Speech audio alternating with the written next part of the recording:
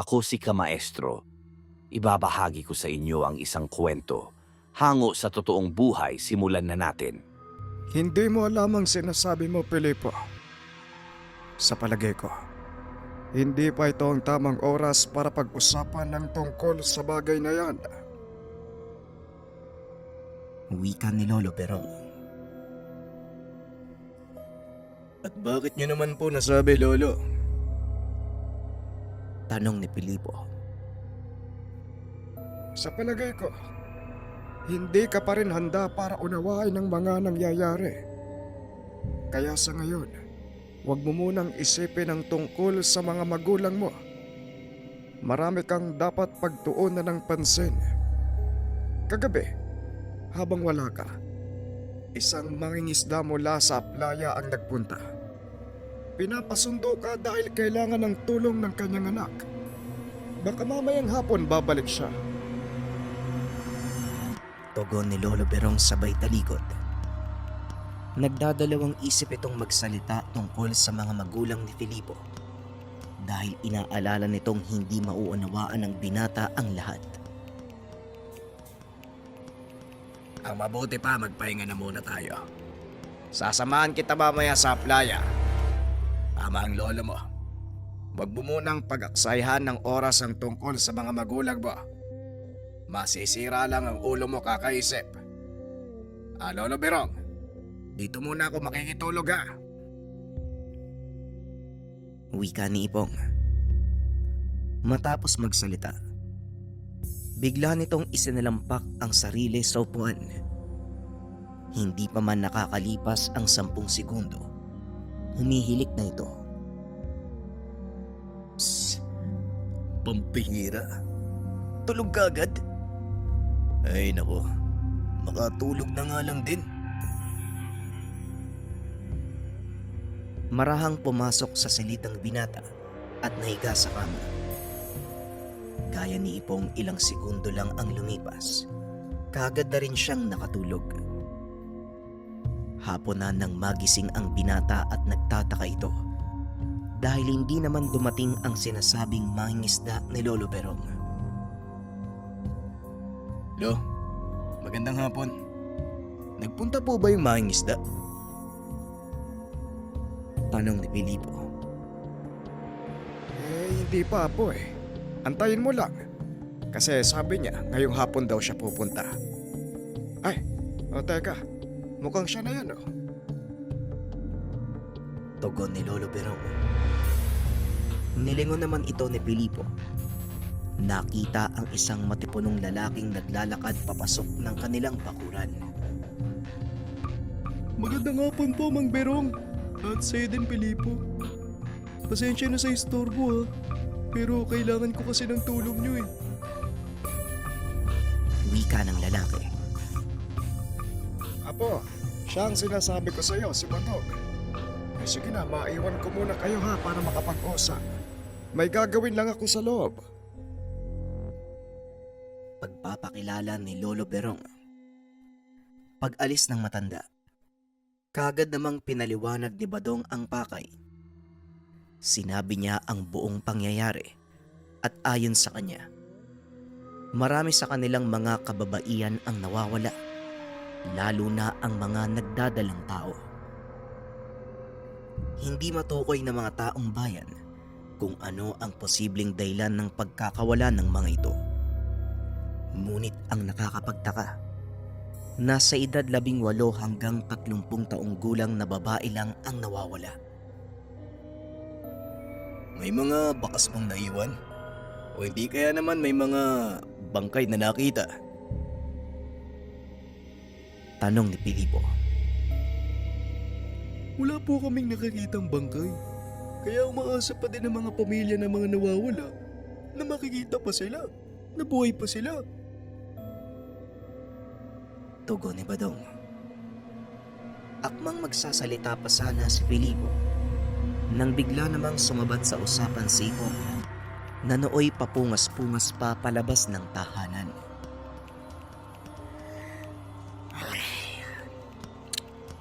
Hindi ba?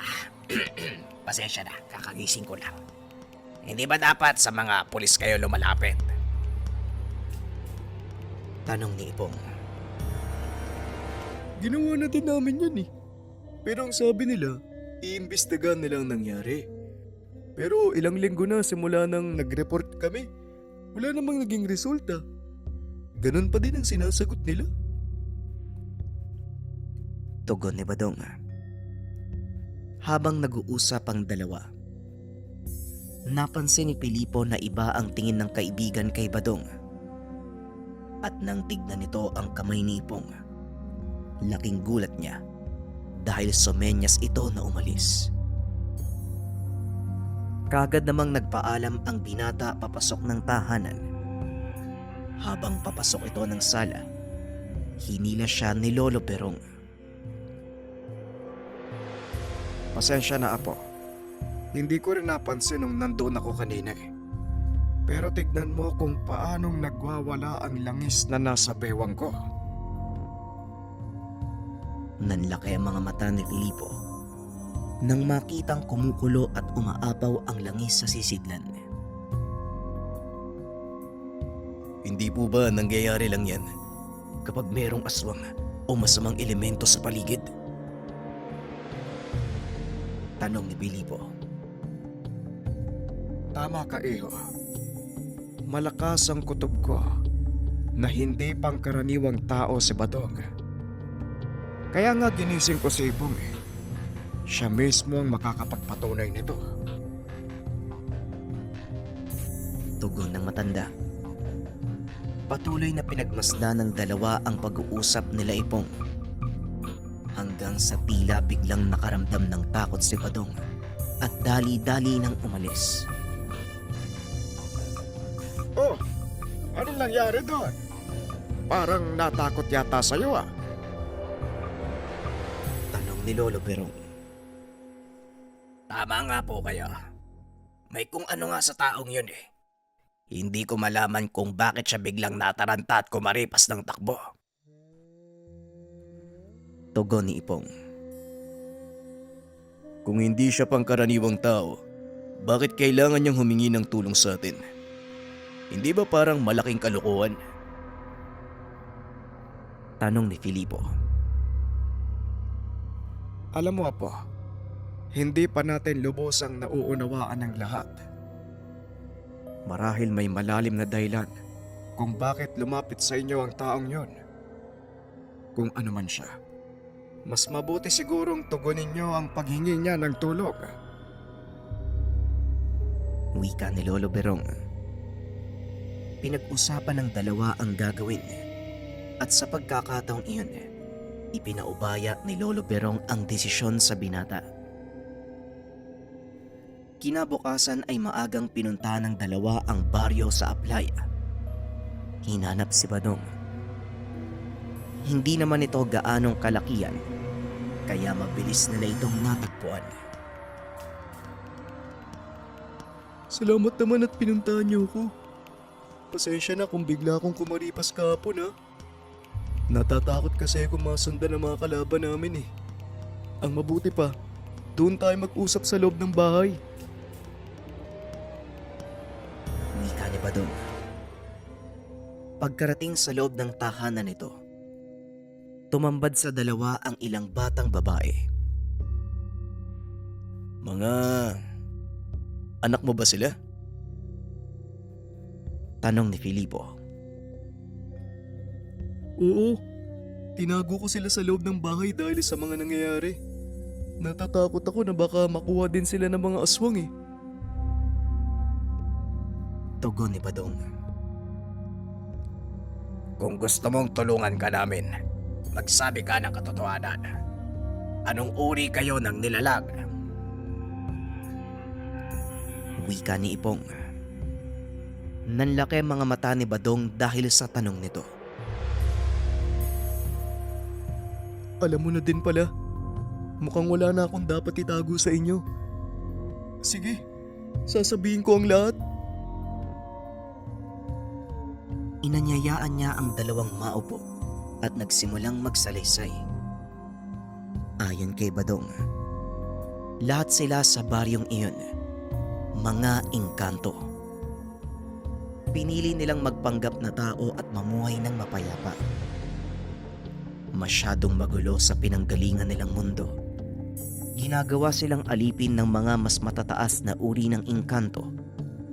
At ang kinakatakutan pa nila, ang unti-unting pagkawala ng kanilang mga anak na babae. Sino ang kumukuha sa inyong mga anak? At ano ang ginagawa nila sa mga kababaihan? Tanong ni Filipo. Ginagawa nilang alay eh. At ang ilang babaeng mapipili nila, nagdadala ng mga susunod nilang lahi. Wika ni Badong. Nagkatinginan ang dalawa at nagulat sa sinabi ni Badong. Manong, anong uri ng aswang ang gumagawa nun? Nagpaparami sila ng lahi? Tanong ni Filipo. Mukhang alam ko na kung ano ang kalaban natin dito. Badong, ipunin mo ang mga kababaryo mo. Kailangan nilang marinig ang sasabihin ko. Tugon ni Ipong. Dali-daling pinatawag ni Badong ang mga kasamahan. Kaagad namang pinulong ni Ipong ang mga ito. Sigurado ka bang gagana ang plano mo, Manong? Tanong ni Filipo. Hindi rin ako sigurado. Dahil ito ang unang pagkakataon na kakaharapin natin ang mga bangkilan. Pero ang hindi ko maintindihan, kung bakit nila kailangan ng mga engkantong babae para lang magparami. Tanong ni Ipong. Kinagabihan. Matyagang nag-abang ang mga kalalakihan. Sumang-ayon naman si Badong na ipain ang kanyang 2 anak na babae. Hinayaan nila ang 2 dalaga sa labas ng tahanan, habang ang lahat ng mga taga-baryo patuloy lang na ginagawa ang pang-araw-araw na gawain. Ang mga anak ko na lang ang natitirang dalaga sa baryong to. Kapag nakita sila ng mga aswang, paniguradong darating ang mga yun. Wika ni Badong. Anga din ako sa'yo, Badong, ha? Nagagawa mong isakripisyo ang sarili mong anak sa isang bagay na walang kasiguraduhan. Wika ni Filipo. Tama ka, Filipo. Wala ngang kasiguraduhan ang ginagawa natin. Pero handa akong sumagal sa inyo. Alam ko magagawa nyo kaming tulungan eh. Tugon ni Badong. Napatingin sa binata si Ipong at tumango. Nagpaalam si Badong upang kumuha ng kape. At saktong pag-alis nito, pinaulanan ng pangaral si Filipo. Filipo, ano ka ba naman? Hindi mo man lang naisip kung gaano kahirap para sa isang amang isakripisyo ang sariling mga anak. Minsan, pakiramdaman mo rin ang paligid bago ka magsalita. Wika ni Ipong. Pasensya na, Manong. Nagsasabi lang ako ng totoo. Una sa lahat, hindi natin alam ang kakayahan ng kalaban o ang mismong lahi nila. Pangalawa, kung sakali mang dumating sila, tayong 2 lang ang nandito. Kaya hindi mo mayalis sa akin na magkaroon ng alinlangan. Tugon ni Filipo. Mag-isip ka nga. Sa palagay mo, bakit hihingi sa atin ng tulong ang isang baryo ng mga engkanto? Bakit sa dinami-dami ng mga albularyo at antingero sa paligid, bakit sa atin sila lumapit? Mukhang nakakalimutan mo yata ang taglay mong kakayahan. Muling wika ni Ipong. Bahagyang napaya ang binata sa sinabi nito. Kaya nagpa siyang umalis muna at maglakad-lakad.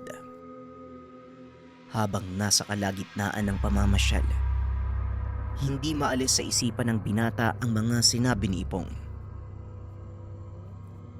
Akala mo kung sino magsalita?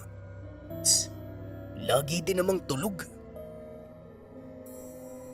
Napahinto sa pagsasalita ang binata nang makasalubong nito ang dalawang kalalakihang naglalakad papunta naman sa direksyon ng baryo. Kadalasang papunta sa bayan ang nilalakaran nito, kaya hindi imposibleng may ibang tao siyang makasalubong. Nakatitig lang ito sa kanya at ganun din ang ginawa ng binata. Ngunit nakaramdam ito na parang may mali, kaya kagad niyang sinundan pabalik ang mga kalalakihan. Sandali lang. Saan kayo pupunta? Tanong ng binata. Kagad namang huminto ang dalawang lalaki at lumingon. Pauwi na kami sa baryo.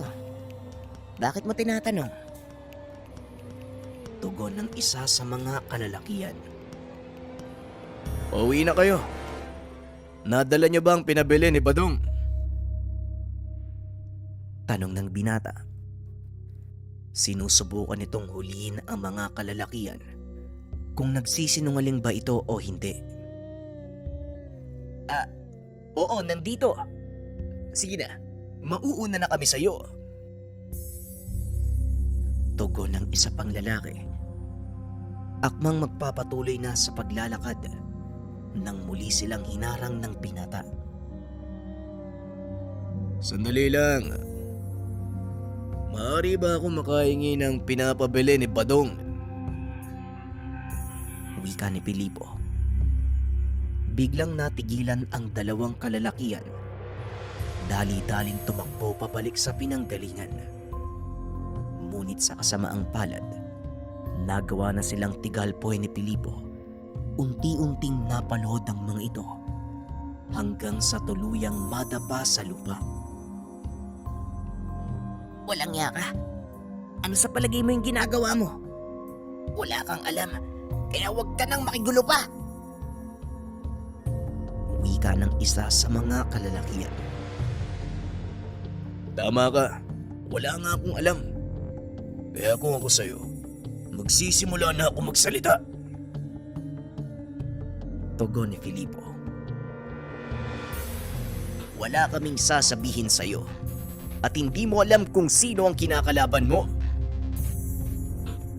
Tugon ng isa pang lalaki. Ganun na. Patuloy kayong magmamatigas. Wes, nagkakamali kayo ng binangga. Dahil maikli lang ang pasensya ko. Tugon ni Pilipo. Sabay dampot sa isa sa mga kalalakihan. Teka! Oy! Anong gagawin mo sa akin? Tumigil ka! Wika ng lalaki.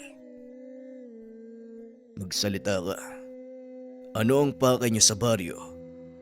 Sabihin mo ang totoo. Baka sakaling magbago pang isip ko. Tanong ni Filipo. Napag-utusan lang kaming magmanman. At sa oras na ito, alam na ng Panginoon namin ang nangyayari. Kaya kung balak mo kaming pigilan, ngayon pa lang sasabihin ko sa'yo, nagsasayang ka lang ng panahon. Tugon ng isa sa mga kalalakihan. Napagtanto ng binata na mula sa panig ng mga bangkilan ang dalawang ito. Kaya hindi na nagsayang pa ng oras si Pilipo. Dali-dali niya itong dinala pabalik sa baryo. Sino naman yung dalawang yan? Tanong ni Ipong. Mga espiya ng kalaban. Nakasalubong ko sila sa daan papunta dito eh. Tugon ni Filipo. Biglang tumawa ng malakas ang isa sa mga kalalakihan na labis namang ipinagtaka ng binata. Ilang sandali pa ay dumating si Badong. Nanlaki mga mata nito nang makita ang dalawang lalaki. Mga baging langit. Pilipo, anong ginawa mo sa mga kapatid ko? Wika ni Badong habang itinatayo ang dalawang lalaki. Paano mo nasabing kapatid mo yung dalawang to? Sila mismo ang nagsabi sa akin na mula sila sa panig ng mga bangkilan. Tugon ni Pilipo. Halatang gulong-gulo na ito at lalo pang naiinis. Nang makitang pinagtatawanan siya ni Badong at ng dalawang kalalakihan. Ay, naku naman talaga, oo. Nabiktima ka ng dalawang yan eh. Pasensya ka na, Pilipo, ha. Siya nga pala, yung dalawang yan, si Matos at Berhel. Kagaya ng sinabi ko, kapatid ko sila. Wika ni Badong. Pasensya na ako hindi kami kaagad nagsabi sa iyo. Pero hindi ba isa kang manggagamot? Hindi mo ba kami naramdaman? O wala ka man lang bang nakitang kakaiba kanina? Tanong ng isa sa mga kapatid ni Badong na nagpakilala bilang Matos. Hindi ako sigurado pero masama na ang kutob ko simula nang makasalubong ko kayo eh. At hindi nakakatawa ang nangyari. Alam niyo bang kamuntikan ko na kayong mapatay? Wika ni Pilipo. Sa muli, pasensya na kaibigan. Pero nagpapasalamat ako dahil nag-aalala ka sa mga sakop ng aking kapatid. Maraming salamat at nandito ka. Muling tugon ni Matos. Kahit noon pa, hindi ka pa namin nakikita. Marami na kaming naririnig tungkol sa iyo eh. Kaya masaya ako nasa panig ka ng kapatid namin. Wika naman na nagngangarang Berhel. At totoo ang sinabi namin kaninang mga espiya kami. Naglalagi kami sa kuta ng mga kalaban at pinakikiramdaman ang kanilang kilos. Wika naman ni Matos. Tama sila, Pilipo. At kailangan mo rin malaman na kalahating bangkilan at kalahating inkantong dalawang yan. Maniwala ka o hindi. 5 taon na silang nananatili sa kuta ng mga kalaban bago tuluyang nakatakas. Tugon ni Badong. Kagad namang kinalas ng binata ang Tegalpo. Hinayaang magkwento ang dalawa tungkol sa kanilang pagkatao. Ayon sa mga ito, ang katulad nila ang produkto ng pinagsamang lahi ng mga bangkilan at engkanto. Mabilis silang tumanda at tumihinto ang kanilang paglaki pag umabot na sa hustong gulang ang kanilang mga katawan. Ngunit may mga kaso na hindi maganda ang kinakalabasan at nagiging nakakatakot na halimaw ang mga anak na mula sa pinaghahalong lahi. Ito ang dahilan kung bakit namin kailangang pigilan si Matias. Ginagamit niya ang mga nalikang nilalang para manakit at manggulo sa mundo ng mga engkanto. At ngayong alam na nilang dito kami nagtago sa mundo nyo, paniguradong haabulin nila kami. Wika ni Badong. Bigla naman itong sinuntok ni Pilipo. Kaya naman pala, kayo ang dahilan kung bakit sila nandito. Kung hindi kayo nagtago sa mundo namin, wala sanang ganitong kaguluhan. Wika ni Pilipo. Kagad namang inawat ni Ipong ang binata. Tama na, Pilipo. Kagaya nga ng sinabi nila. Gusto lang ni Badong na pangalagaan ang kanilang angkan. At para sa kanila, ang mundo natin ang pinakaligtas sa pagtaguan. Tugon ni Ipong. Hinawi ng binata ang kamay nito at kagad na umalis. Pasensya na, pero ayokong makisali sa gulong ito. Uuwi na ako, Manong. At kung gusto mong manatili, bahala ka. Wika ng binata. Kagad siyang naglabas palabas ng bayan. Hindi na ito pinigilan ni Ipong dahil nauunawaan nito ang binata. Pasensya na kayo, Badong. Magulo ang isipan ng batang yon. At parang walang direksyon eh. Pero huwag kayo mag-alala. Babalik din yan. Wika nito. Natawa lang si Badong sa sinabi ni Ipong. Ilang sandali nga ay bumalik ang binata. Napakamot ito ng ulo at naupo sa ilalim ng puno. Mabuti naman bumalik ka.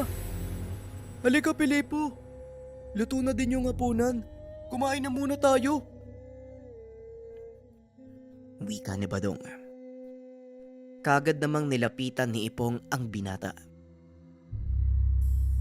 Oh, akala ko uwi ka na.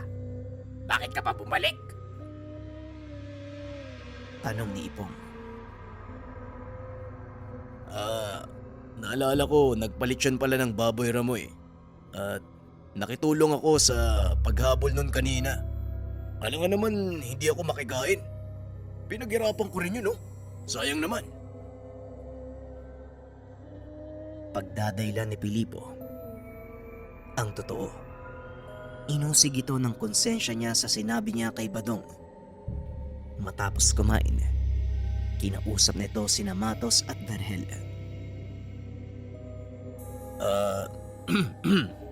Nga pala, pasensya na kayo sa mga sinabi ko, ha?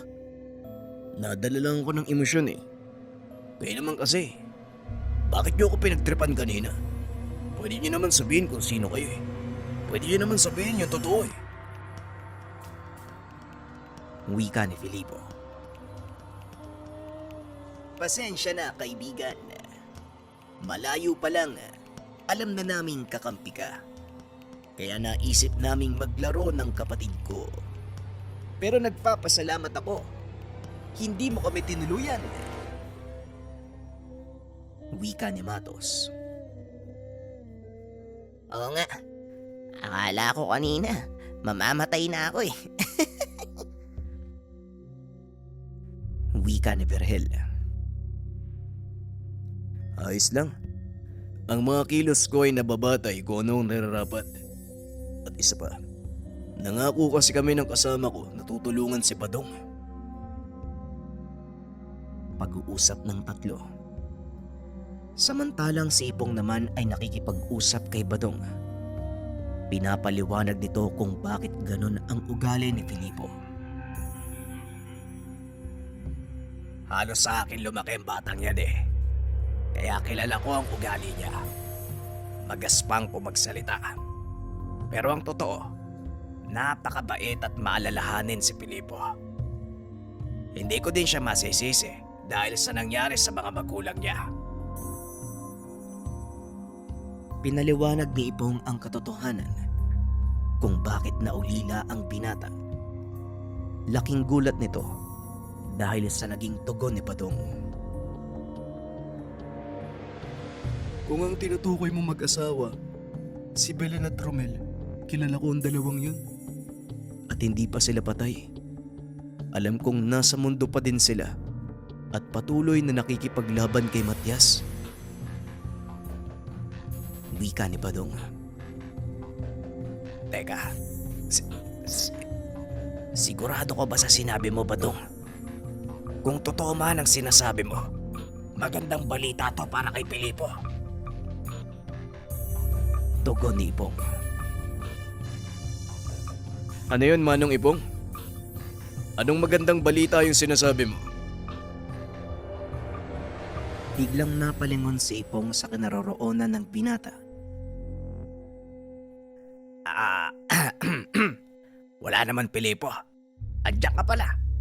Eto ang magandang balita. Wika ni Ipong habang itinataas ang isang lambanog. Napangiti ang binata at kagad na inakbayan si Ipong.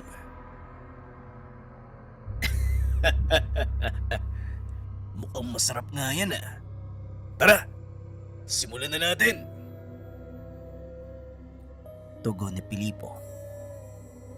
Masayang nag-iinuman ang mga kalalakian nang biglang dumating ang isa sa mga kasamahan ni Badong. meron itong binulong sa kanya. Sana lang hindi pa kayo lasing. Sa sobrang pagsasaya, nakalimutan natin may mga kalaban pala tayong inaantay. Sinabi ng kasama ko, paparating na ang pangkat ni Matias. Wika ni Badong. Huwag kang mag-alala. Amoy chiko lang ako, pero hindi ako lasing. Tara, Manong Ipong! Tugon ni Pilipo, sabay dampot ng itak. Sandali lang, Filipo. Hindi natin alam kung saan sila magmumula at kung ilan ang bilang nila. Kaya maghulos dili ka. Wika ni Ipong. Nagsinde ng sigarilyo ang binata. Nagpatuloy sa paglalakad palabas ng kubo. Tama nga ang sinabi mo, no? Matigas nga yung ulo ni Pilipo. Pero, kakaiba ang enerhiyang nararamdaman ko sa kanya. Wika ni Badong. May nakatagong lakas ang binatang yan. At sa pagkakataong ito, mukhang lalabas ang kakayahang iyon. Tara, sundan na natin. Wika ni Ipong. Nakita nila ang binatang nakatayo sa daan. Nakatitig ito sa iisang direksyon habang hawak ang itak. Tumayo si Ipong sa tabi nito habang pinakikiramdaman ng binata.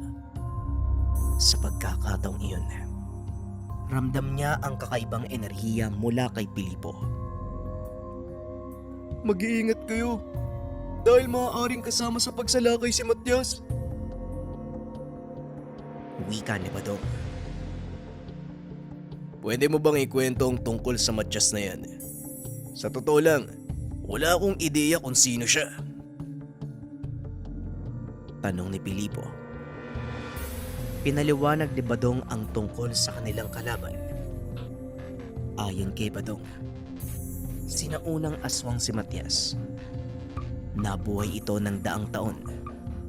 Kinakatakutan ng mga sinaunang Pilipino ang lahi nito. Isa ang mga bangkilan sa pinakamatandang lahi ng aswang. At dagdag pa ni Badong, walang kakayahan ang mga babaeng bangkilan na magdala ng sanggol sa sinapupunan. Kaya ginagamit nila ang mga dalaga upang magdala ng kanilang mga susunod na henerasyon. Naipaliwanag ko sa inyo ang dahilan kung bakit ang mga kababaihan mula sa lahi ko ang ginagawa nilang biyag. Kaya sana maunawaan nyo kung bakit desperado kong pigilan si Matias. Wika ni Badong. Bigla namang nagsalita si Pilipo habang nakatingala. Yung mga bangkilan ba na yan? Nakakalipad ba sila? Napatingin naman sa kanya sina Matos at Vergel. Hindi Walang bangkila ng may kakayahang lumipad. Maliban na lang kung... Hindi na ituloy ni Matos ang sasabihin dahil biglang bumulusok ang malaibong nilalang papunta sa kanilang kinaroroonan. Kanya-kanyang dapa ang mga ito dahil sinubukan silang dagitin ng nilalang. Ngunit nang mag-angat ng tingin si Ipong, laking gulat nito dahil wala na si Pilipo. Napansin nila na para bang nahihirapan sa paglipad ang nilalang. Hanggang sa tuluyan itong sumadsad sa lupa.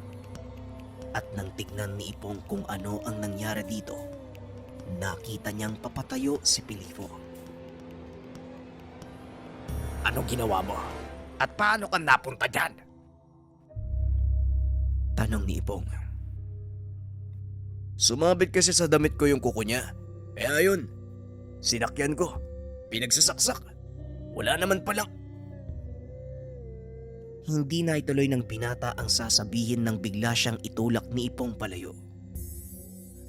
Nanlaki ang mga mata ng binata nang makitang tumatayo ang nilalang. Sa pagkakataong iyon, ibang anyo ang nagpakita sa kanila. Wala na ang pakpak nito. May katawang tao, ngunit mahaba ang nguso nito at tenga na para bang sa paniki. Mukhang hindi lang bangkila ng kalaban natin dito. Wakwak ang isang to. Kaya mag-iingat kayo. Mabilis kumilos ang nilalang na yan, Pilipo. Kaya wag na wag kang magpapahuli. Wika ni Ipong. Huwag kang mag-alala, Manong. Dahil walang mangyayaring habulan. Tugon ni Pilipo. Sabay sugod sa kalaban. Hindi na kumilos si Ipong at ang iba pa. Hindi ko malaman kung ano yung pinanggagalingan ng lakas ng batang yan eh. Maaari mo bang sabihin sa amin? Tanong ni Badong. Batay sa pagkakalam ko, mutya ng palos ang tangan niya. Pero hindi ko alam kung saan nang gagaling ang pisikal na lakas ng batang yan. Para bang natural ang kakayahan na yon para sa kanya. Tugon ni Ipong. Nagpatuloy sa pag-uusap ang mga ito. Habang pinapanood ang binatang makipagbuno sa kalaban. At ang mas kinatuwa pa ni Badong nang makitang nakangiti si Pilipo habang nakikipaglaban na tila tuwang-tuwa sa ginagawa. Ibang klase yung batang yan ah. Pinapaalala niya sa akin ng kanyang ama, si Romer. Wika ni Badong. Alam mo, hindi ko na naabutan ang mag-asawang yun eh. Total, ikaw ang mas nakakakilala sa kanila. Maaari mo bang ikwento sa akin ang lahat ng tungkol sa mga magulang ni Pilipo? Tanong ni Ipong. Teka, tama ba ang narinig ko? Anak ni Maestro Romer at Maestra Belen si Pilipo? Wika ni Matos. Oo, Matos. At hindi pa alam ni Pilipo na buhay ang mga magulang niya. Kaya hanggat maaari, wag muna kayong magbabanggit ng kahit ano tungkol sa kanila. Pag-uusap ng mga ito. Muling ibinaling ang atensyon sa binatang tila nakikipaglaro sa kalabang aswang. Patuloy lang sa pag-ilag ang binata sa mga atake ng kalaban na para bang sinasadya niya itong mapagod. Hanggang sa tuluyan ng bumagal ang kilos ng nilalang. Isang malakas sa suntok ang binitawan ng binata. Tumama ito sa panga ng nilalang, dahilan para mapasubsob ito sa lupa. Nagiyawan si Badong nang makitang hindi na makatayo ang nilalang. Inantay pa ni Pilipo na tumayo ito, ngunit sadyang wala ng lakas ang mga kamay. Ang lakas ng loob mong sumugod. Hanggang dyan ka lang pala. Wika ni Pilipo sa nilalang habang hinihila ito sa buhok. Marahan niyang pinatayo ang wakwak. Binunot ang kanyang itak. Sabay pugot sa ulo nito. Matapos gawin ng binata, bigla siyang nakaramdam ng kakaibang enerhiya na unti-unting pumapasok sa kanyang katawan. Nang lingunin nito ang patay na katawan ng aswang, unti-unti itong natutunaw na tila pumapasok sa kanya ang enerhiyang mula dito. Matapos ay kakaibang lakas ng pangangatawan ang naramdaman ng binata. Hindi maipaliwanag ni Ipong ang nangyayari, ngunit tila naghahanap pa ang kanyang katawan ng kalaban. Magaling iyo. Nagawa mong talunin ang wakwak. Halika na. Kailangan na nating gamutin yung mga sugat mo. Teka. Anong problema, Pilipo? Tanong ni Ipong. Nakita nitong nakatitig lang sa kawalan ang binata. Kulang pa. Kulang pa. Gusto ko bang makipaglaban? Tugon ni Pilipo. Sabay unday ng taga kay Ipong. Nagulat si Badong sa ginawa ni Pilipo. Kaya sinubukan nila itong awatin. Ngunit sadyang napakalakas nito at hindi nila magawang lumapit. Huwag kayong lalapit. Delikado ang hawak niyang itak. Maaari kayong mamatay. Tinasalang talim ang sandatang yan. Nalasing siya sa kapangyarihan ng aswang. Isa lang ang paraan para mapigilan siya. Wika ni Ipong. Sinabihan nito si Badong na maganda ng pamalo. Sabay bato ng panggapos ng dasal sa binata. Hindi ito makakilos. Kagad namang kinuha ni Badong ang pagkakataon upang paluin ito sa likuran. Dahilan para mawalan ng malay ang binata. Nakakatakot talaga yung anak ni Romer at Belen. Hindi ko akalaing mamamana niya ang kakayahan ng ama.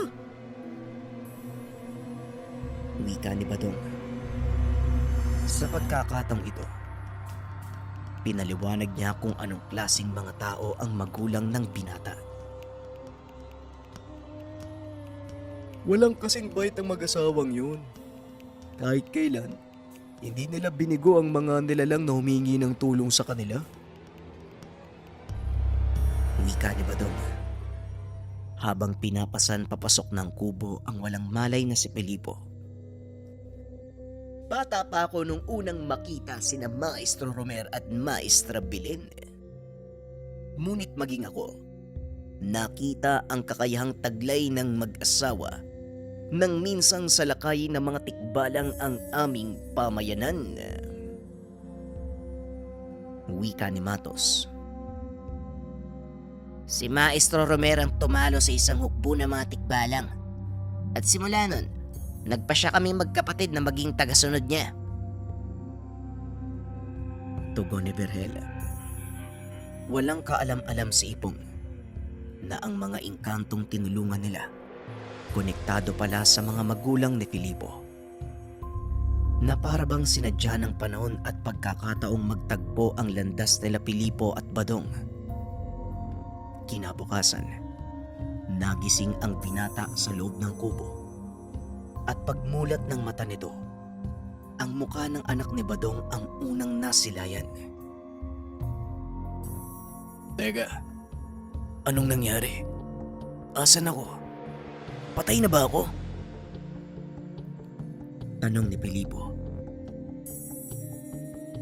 Nagdidiliryo ka pa din ba? Hoy, buhay ka pa. Tugon ng dalaga. Hindi pa makatayo ang binata dahil sa sobrang panghihina at medyo nahihilo pa din ito. Sa paligay ko, nasa langit na ako eh. May anghel sa harapan ko eh. Anong pangalan mo? Wika ni Filipo.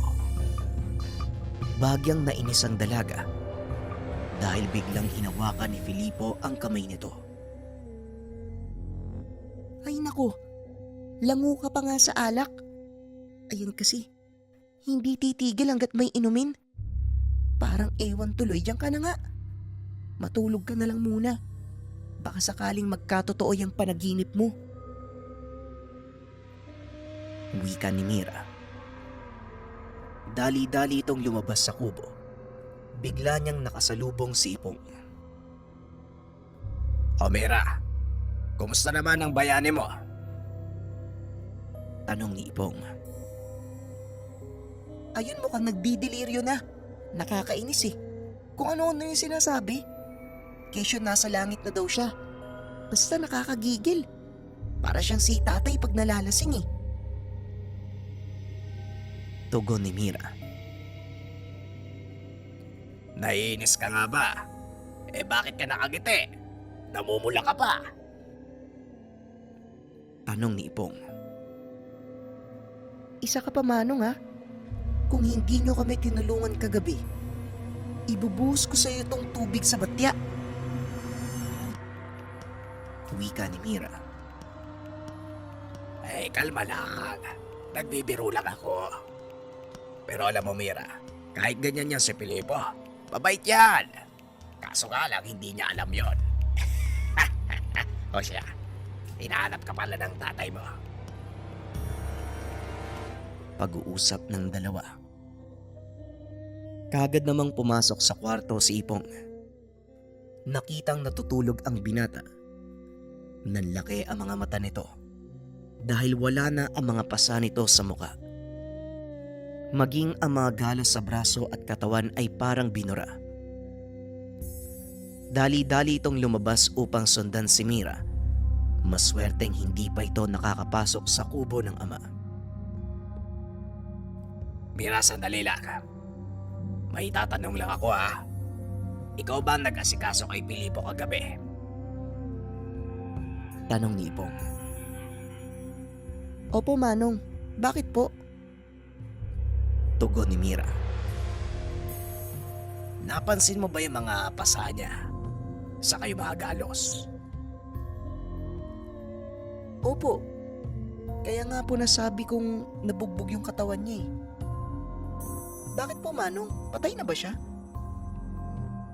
Ay, hindi patay. Kasi nung tinignan ko siya ngayon lang, wala na yung mga pasa niya eh. Nagulat ang dalaga dahil nang iniwan niya ito. Halos lamog ang mukha ng binata. Dali-dali silang bumalik sa kubo at nakitang nakaupo na si Filipo sa higaan. Nang lumapit ang dalaga upang usisain ang katawan nito, hinila ni Mira ang damit nito upang tignan ang mga galos sa katawan, maging sa mukha. Aray, dahan-dahan naman. Napano ka ba para ka namang mauubukusan eh? Bakit ba? Ano bang nangyayari? Tanong ni Filipo. Nagkatinginan si Ipong at Mira dahil halatang walang alam si Filipo sa nangyayari. Alam mo bang halos hindi ka na makilala sa dami ng pasamo kagabi? Tapos kaninang umaga, lamog yung mukha mo eh. Ano bang nangyari? Tanong ni Mira habang nakahawak sa dibdib ni Filipo. Wala ka bang balak alisin yung kamay mo sa dibdib ko?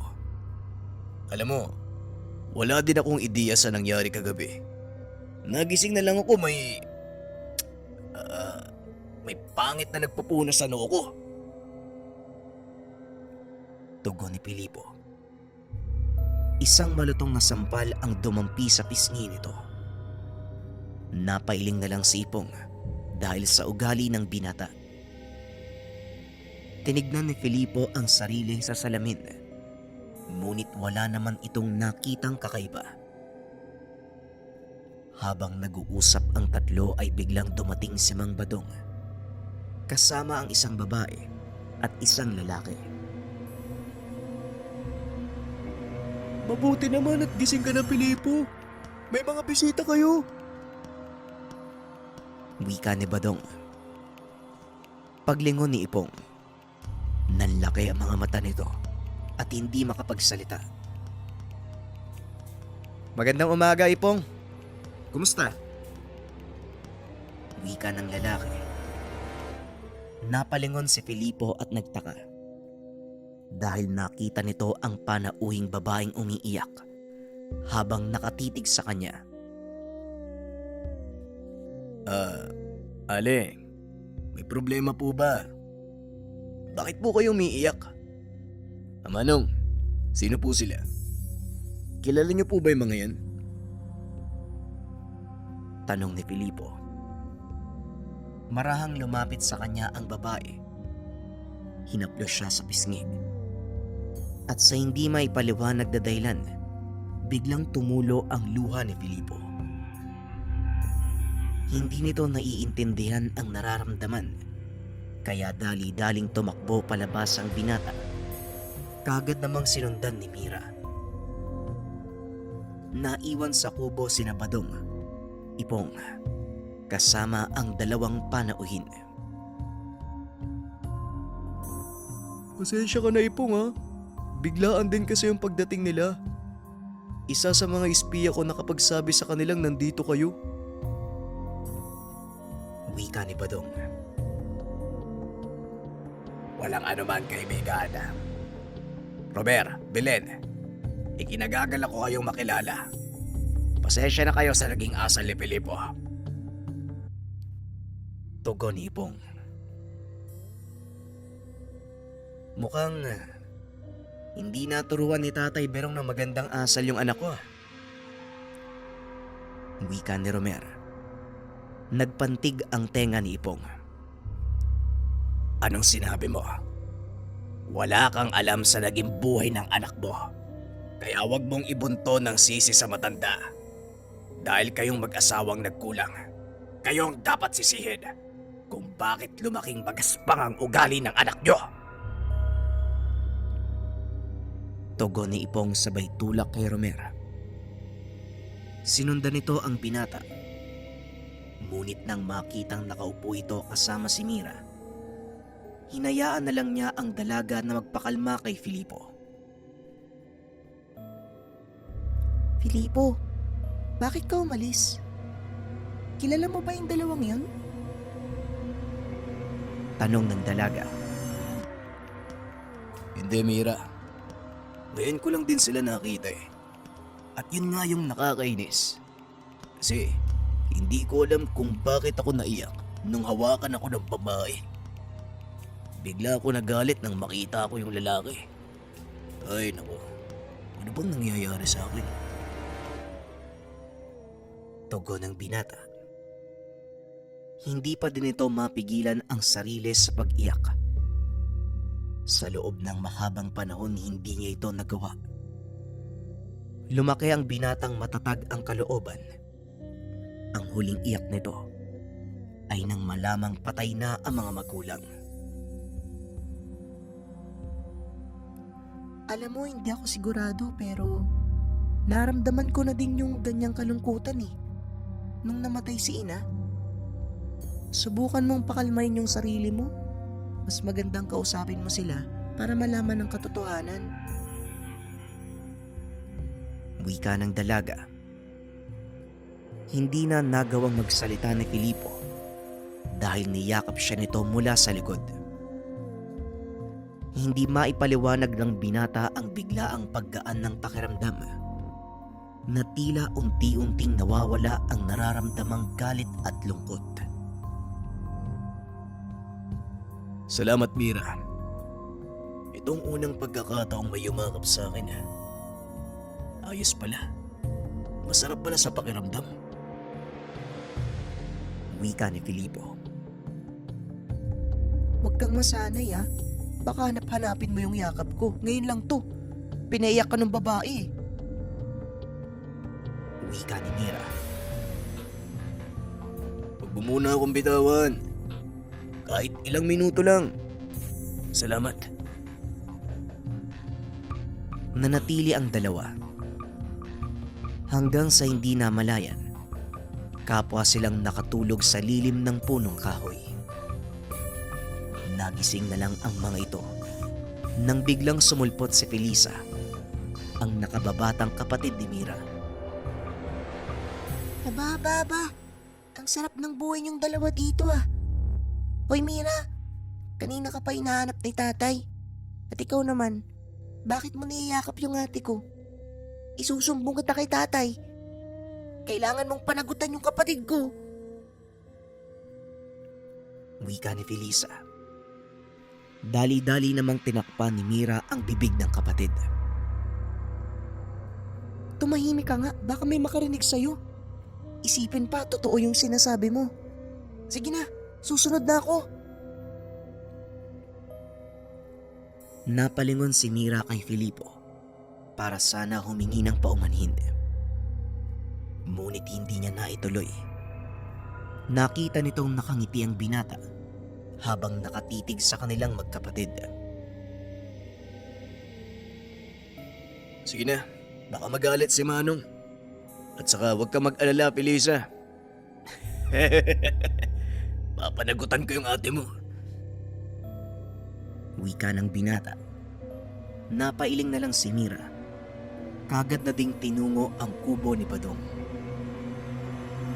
Panandaliang nanatili si Pilipo sa lugar. Ilang sandali pa ay dumating si Ipong kasama ang dalawang panauhin. Nandito ka lang pala. Kanina pa ako paikot-ikot sa baryo. Kaya pala, may papakilala ko sa'yo.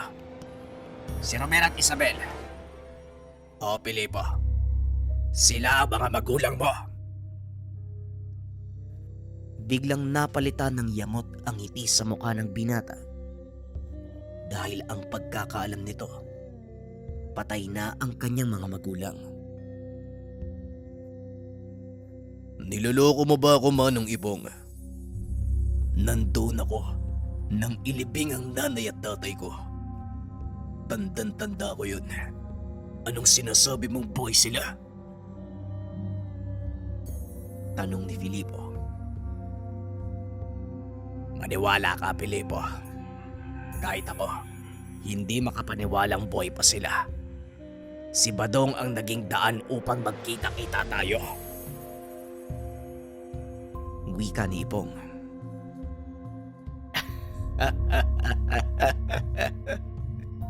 Naniniwala ka sa mga sinasabi ng inkantong yun.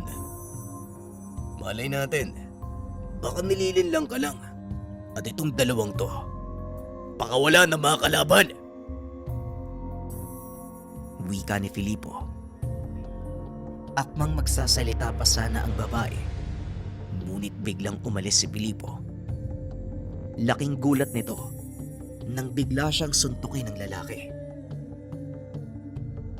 Ganyan ka ba pinalaki ng lolo berong mo? Wala kang respeto.